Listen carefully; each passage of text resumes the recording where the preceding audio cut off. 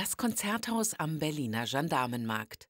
Am 13. Januar 2013 fand hier das Abschlusskonzert des Kulturjahres Chinas in Deutschland 2012 statt. Ein Finale mit Weltpremiere.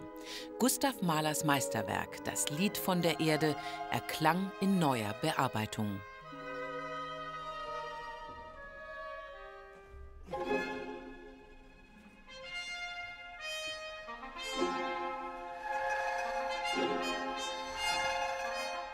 Das Zhejiang Symphony Orchestra spielte unter Leitung des chinesischen Dirigenten Mu Haitang.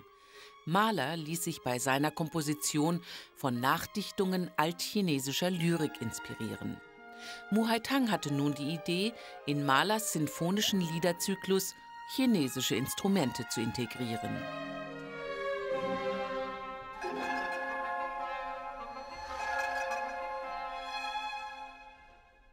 Da war vor 10 Jahren Hongkong chinesische Orchester zuerst mal mich fragt, das Orchester zu dirigieren. Ich habe damals gedacht, was soll ich machen? Ich arbeite mein ganzes Leben mit Klassikmusik. Ne? Da habe ich damals gedacht, ich umarbeite diese Mahler ins chinesische Orchester, aber leider nie Zeit gehabt.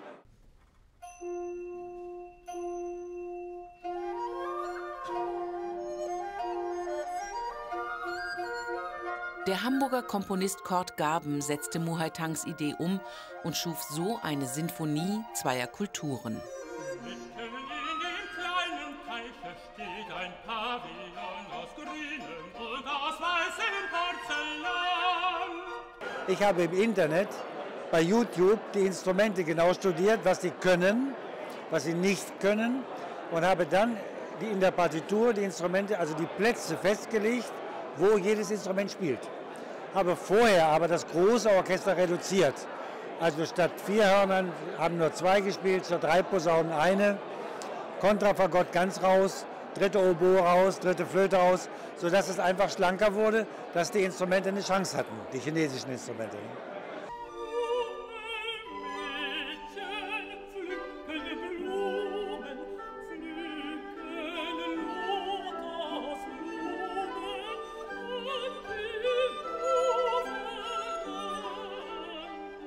Die gesangliche Begleitung zur Premiere gestalteten Iris Vermillon, eine der besten Mahlerinterpretinnen weltweit, und Stefan Finke, der zuletzt als Siegfried im Londoner Covent Garden große Erfolge feierte.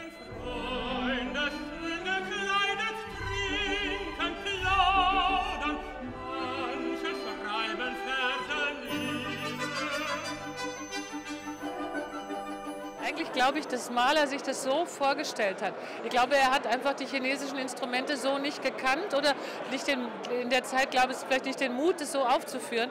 Und es hat eine solche Farbenreichtum gewonnen und es ist so spannend.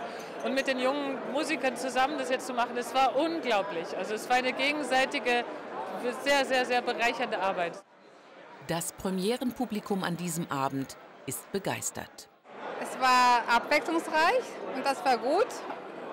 Es wird von der Erde überarbeitet mit chinesischen Einklängen durch die Instrumente, aber auch eben auf einen Rückgriff auf den Urtext, inspiriert von chinesischen Dichtern.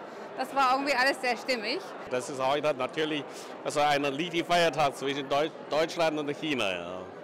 Das heißt, wir haben Liti, diese chinesische Kultur und deutsche Kultur kombiniert. Sehr gut, war sehr bewegend. Vor allem das Stück von Gustav Mahler. Auf dem Programm des zweiten Teils standen zeitgenössische Kompositionen aus China.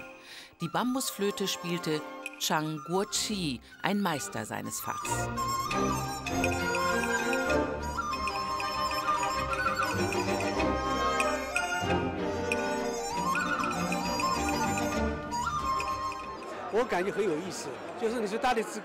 Ich finde, dieser Abend war sehr interessant. Wir haben so viele traditionelle chinesische Instrumente vorgestellt. Das ist ein schönes Symbol für die Freundschaft zwischen Deutschland und China.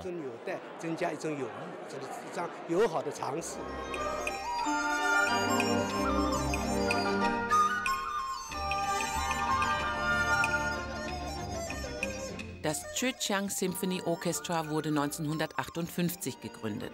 Neben dem klassischen westlichen Repertoire spielt das Orchester Werke der chinesischen Musikkultur, darunter Auftragswerke chinesischer Komponisten und traditionelles Liedgut aus der Provinz Zhejiang. Die Mischung kommt an. Das Flötenspiel, das hat mich doch wirklich fast vom Hocker gerissen. Und mitreißend war natürlich Dirigent und die Stimmung im Orchester. Das kam auf die Zuschauer, auf die Zuhörer rüber, sind begeistert. Es war ein sehr, sehr schönes Konzert mit positiven Eindrücken, Emotionen und ich bin sehr, sehr zufrieden, sehr begeistert.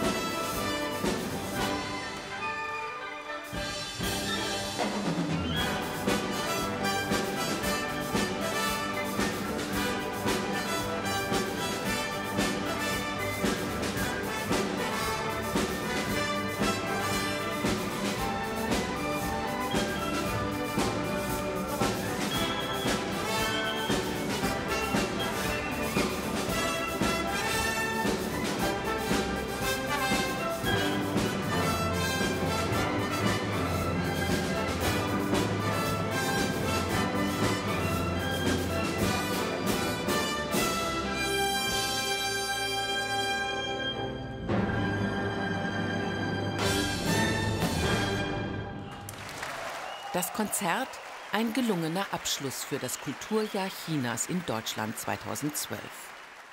Mit dieser Veranstaltung haben wir in Deutschland im vergangenen Jahr in 40 Städten mehr als 500 Kulturveranstaltungen gehabt. Und das Spektrum ist sehr weit und breit. Und es sind über 1500 Künstlerinnen und Künstler aus China gekommen. Und Kulturaustausch ist der wirksamste Weg zur Völkerverständigung, weil die Menschen direkt miteinander begegnen. Anlass für das Kulturjahr war das 40-jährige Jubiläum der Aufnahme der diplomatischen Beziehungen zwischen China und Deutschland.